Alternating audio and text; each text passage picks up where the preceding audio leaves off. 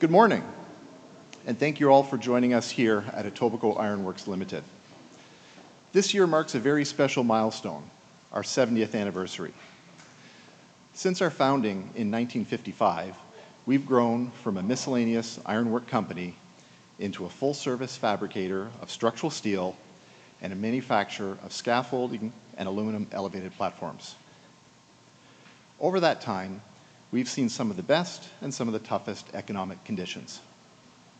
We all know that there are challenges in the current climate, but every challenge is an opportunity, and we're a bit optimistic that with support from our government and a bit of good old-fashioned elbow grease, we will emerge on the other side better and stronger than ever.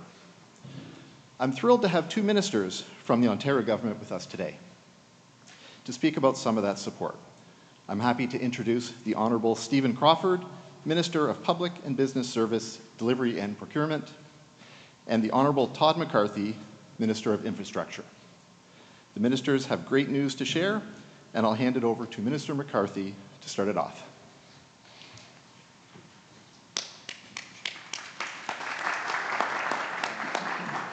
Thank you very much, Paul, for the kind introduction and the very warm welcome from you and your team. And good morning to everyone. It is indeed a privilege to join you here at the Etobicoke Iron Works in North York as we share the latest of our actions in our government's plan to build and protect Ontario. I'm honored to have this opportunity to cover the crucial infrastructure portfolio on behalf of Minister Kinga, and I also want to recognize some of the partners from Ontario's building and manufacturing sectors who are joining us today in support of our important work. Nadia Todorova with the Residential and Civil Construction Alliance of Ontario, the RCCAO, and Rita Ramati and Suja John with the Canadian Institute of Steel Construction. Thank you for joining. Economic challenges, yes, thank you. Economic challenges and Ontario's capital plan is what we're here to talk about today. The challenges that our province is facing, trade disruptions, tariff pressures, and economic uncertainty are putting jobs, businesses, and communities at risk. Now, while our Ontario economy is resilient, we know we need to do more to protect jobs and secure a more prosperous future for all. And that means reducing our reliance on foreign markets and investing in Ontario workers, Ontario businesses, and our Ontario supply chains. These are the backbone of our economy that keeps our province moving. Now, one of the most important priorities for our government is keeping our capital plan moving while strengthening supply chain resiliency, creating well-paying jobs, and stimulating local economic growth. Now, we have a more than $220 billion plan to build, and this includes more than $19 billion in third-party investments.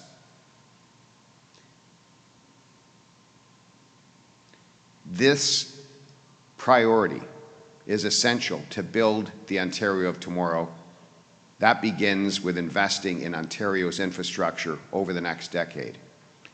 And this investment includes building hospitals, highways, transit, and schools.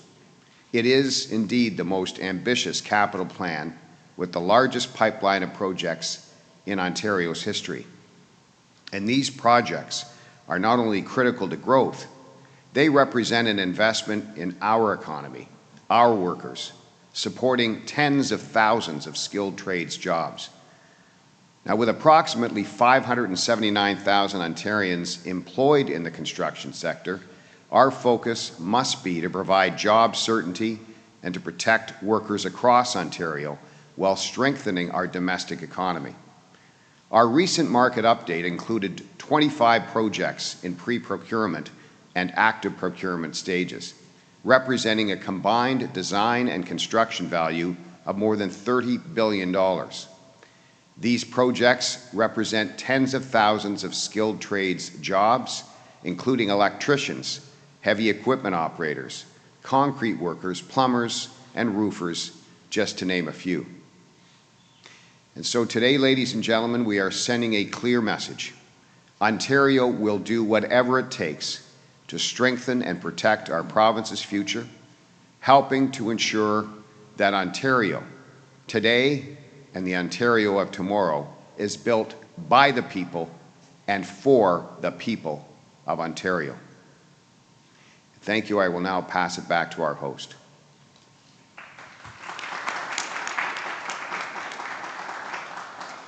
Thank you. This time I'd like to introduce Mr. Crawford up to the podium.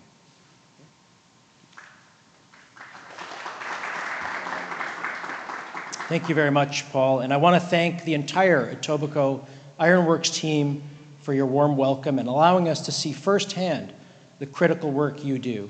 I also appreciate my colleague, Minister Todd McCarthy, for his introduction and partnership on this very important initiative. As the Minister of Public and Business Service Delivery and Procurement, it is an honor to represent you today for our government's Buy Ontario Act. This is more than a new law. It's the next chapter in a story that began years ago. From day one, our government has been committed to supporting Ontario's businesses and workers. We've taken deliberate steps to make sure public dollars stay in Ontario, creating jobs and strengthening communities. It started with the Building Ontario Business Initiative, or BOBBY, a bold move to give Ontario companies a fair shot at government contracts. Then we passed Building Ontario Business Initiative Act, or BABIA, turning that commitment into law. We followed that with the procurement restriction policy, ensuring that when Ontario spends, Ontario benefits. We declared Buy Ontario, Buy Canada Day, sending a clear message that we stand with local businesses and Canadian suppliers. We modernized fleet vehicle management, prioritizing Ontario-made vehicles and parts to keep our dollars working right here at home. And today, we are taking the next step, the Buy Ontario Act. This proposed legislation, if passed and when in force, will use the purchasing power of Ontario's public sector to prioritize Ontario-made goods and services first and Canadian-made goods and services second. Make no mistake, this is about protecting Ontario jobs and workers while responding to the global economic challenges, including US tariffs on our goods and services. Under the leadership of Premier Ford, our government has worked tirelessly to strengthen Ontario's economy and ensure that public dollars truly benefit our communities. Ontario's public sector buys more than $30 billion in goods and services every single year. That's a massive opportunity to support local businesses, and we're making sure that opportunity stays right here in Ontario.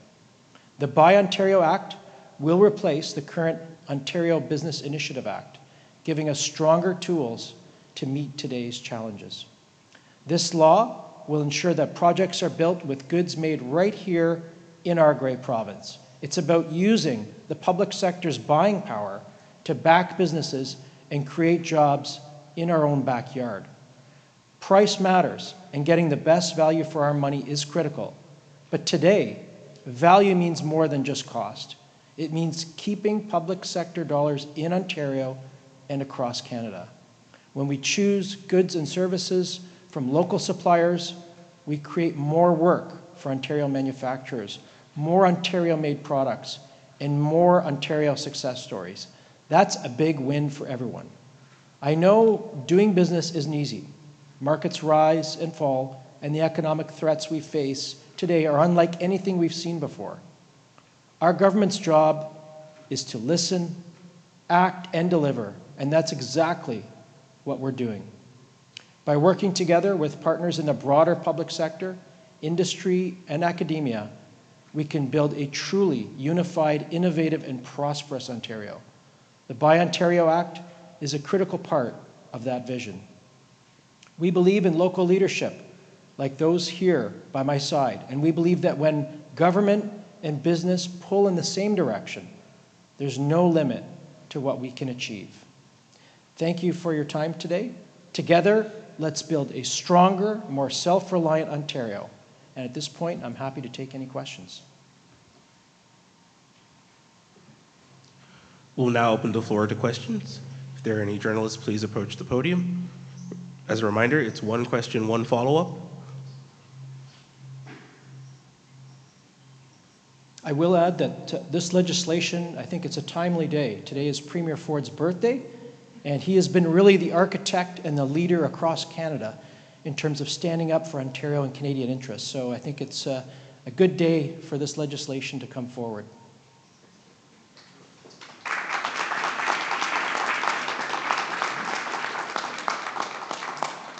Seeing no questions, that concludes our press conference for today. Thank you all for coming.